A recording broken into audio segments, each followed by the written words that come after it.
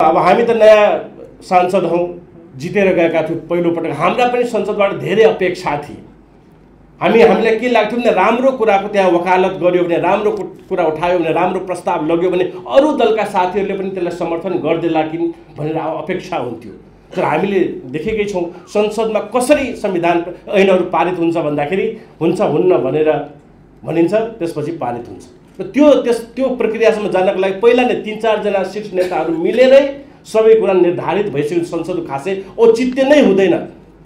बहस जब बजेटमै बहस हुन्छ, 1.5 महिना बहस हुन्छ, तर बजेटमा कोमा फुल स्टपसम्म परिवर्तन हुँदैन। त्यो त कर्मकाण्डी भइराखेको संसद त हामीले देखेकै छौँ नि।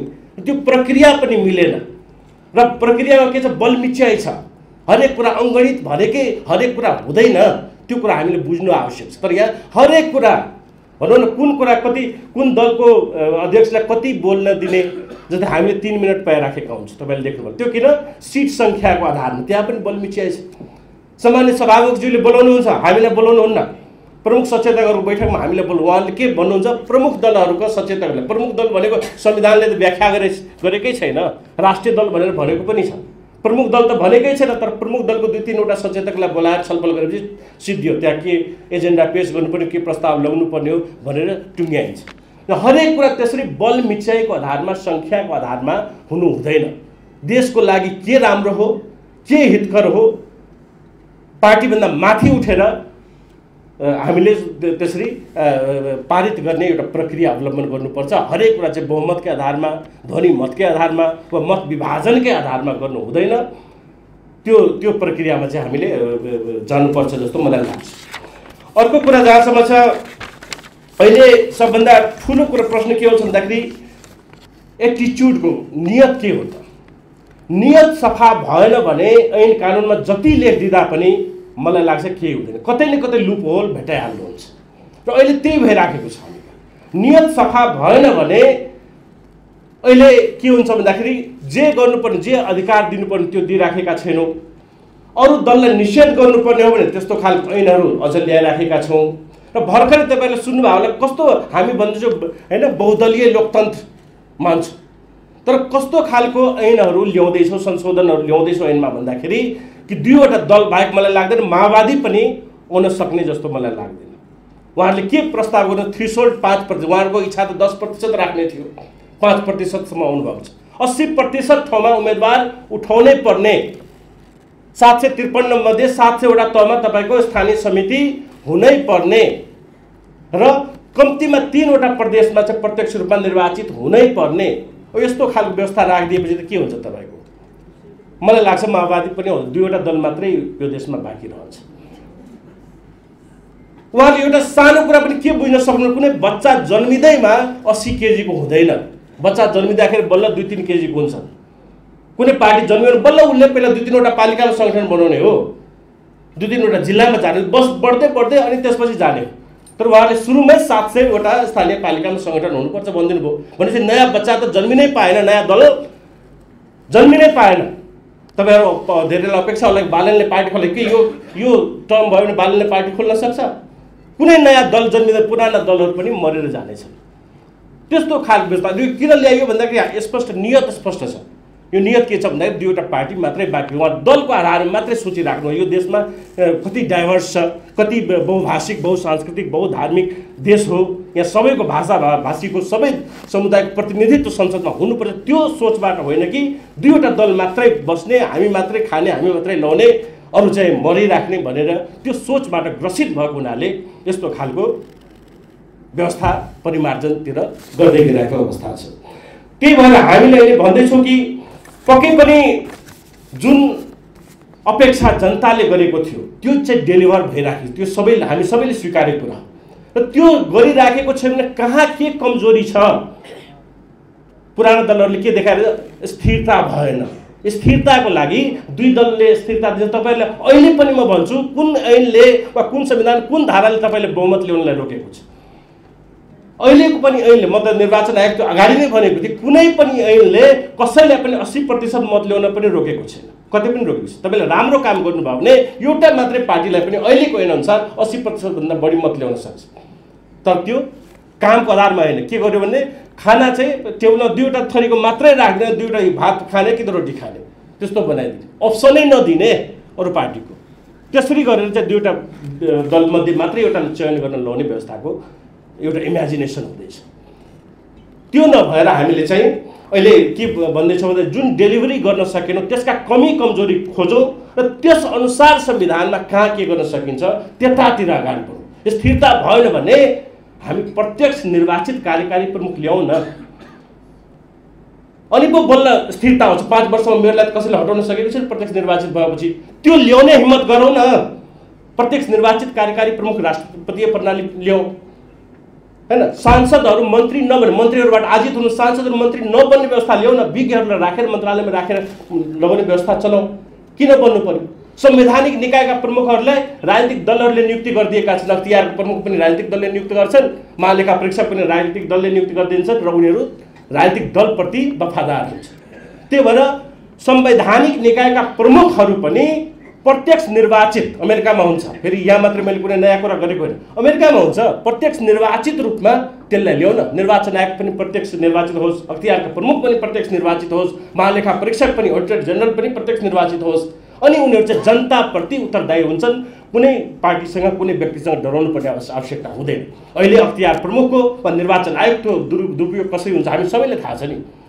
चुनाव चिन्ह दिने बेलामा साना पार्टीले चुनावै चिन्ह नदिने हैन, हामीले कारबाही गरे पनि कारबाही नगरिदिने, सरकारले पार्टी फोड्नु पर्यो भने एक दिनमै पार्टी फोडेर त्यहाँ सबै कुरा स्वीकृत गरिदिने हामीले देखेका छैनौँ। त्यस्तो खालको व्यवस्था, शक्ति पृथकीकरणको व्यवस्था गरौँ। मैले अस्ति नै संसदमा बोले, मलाई त लाग्थ्यो अदालतले पनि मुद्दा दिएला कि अवहेलनाको, तर त्यो भोगेका छौँ हामीले। संसद पनि स्वतन्त्र रूपमा चलेको छैन। संसदको पनि साँचो त्यो सरकारले बोकेर हिँडेको छ। कारबाही गर्नु पर्यो भने पहिला प्रधानमन्त्रीजीको फोन आउनु पर्यो भन्छ, सिधा भन्छ।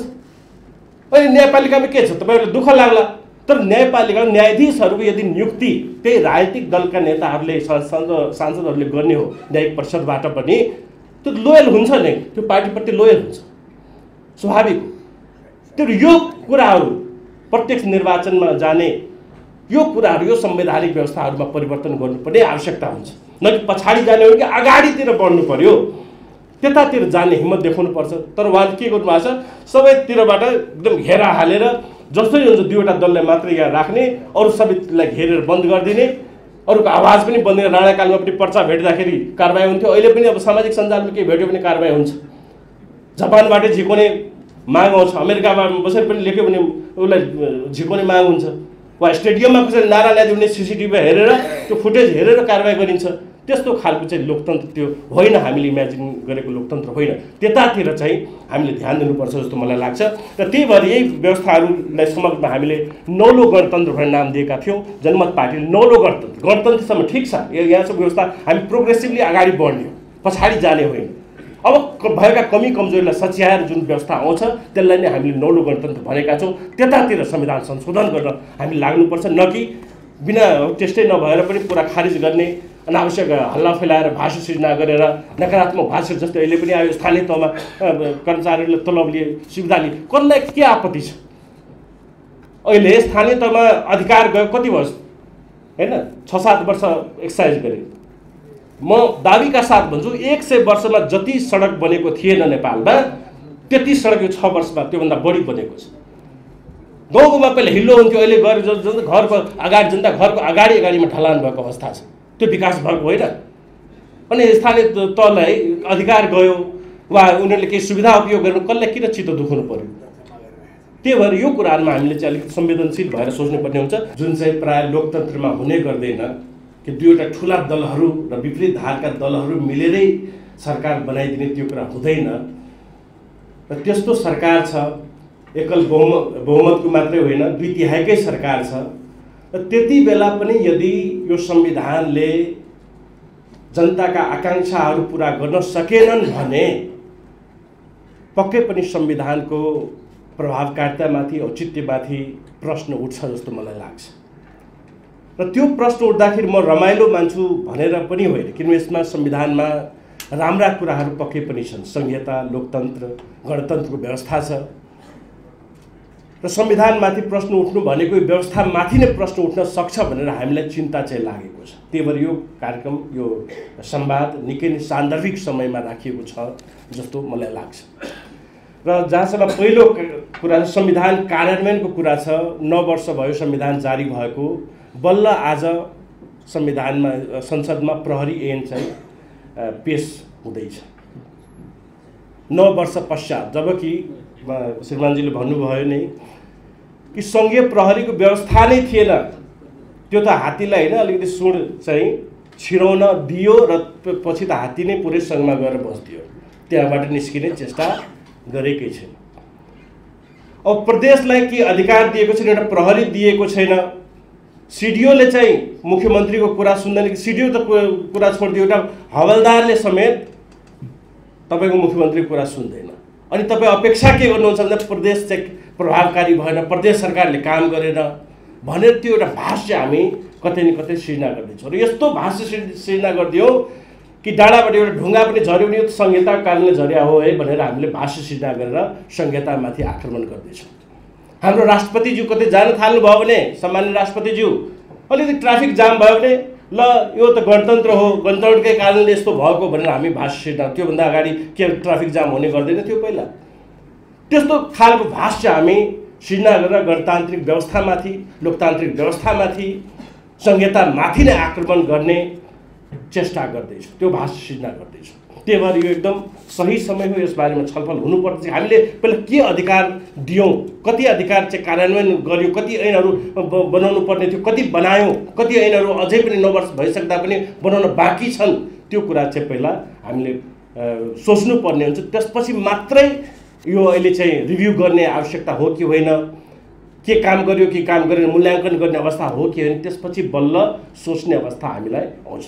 अब कार्यान्वयनै गरेको छैन, ऐनै निर्माण भएको छैन, 60-70 वटा ऐन अझै पनि बनाउनै बाँकी छन्, त्यसपछि तपाईँ सुधारको कुरा गर्नुहुन्छ। के सुधार गर्नुहुन्छ? कार्यान्वयनै भएको छैन, ऐनै निर्माण भएको छैन भने तपाईँ लागु नै भएको छैन, के सुधार गर्नुहुन्छ? पहिला नै कसरी असफल घोषणा गर्नुहुन्छ भन्ने कुरा त्यसमा हामीले सोच्नुपर्ने हुन्छ। त्यही भएर यो कुरा हामीले पहिला नै विचार गर्नुपर्ने हुन्छ।